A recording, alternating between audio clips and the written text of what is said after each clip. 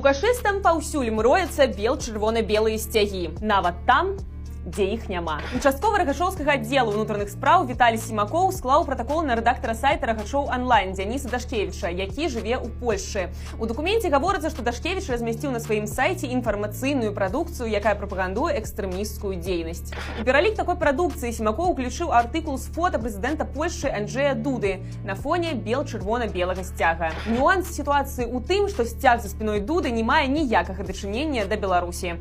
Фота было зроблена ў Будапешце ў 2016 годзе падчас мерапрыемства ўшанавання польска-венгерскага сяброўства.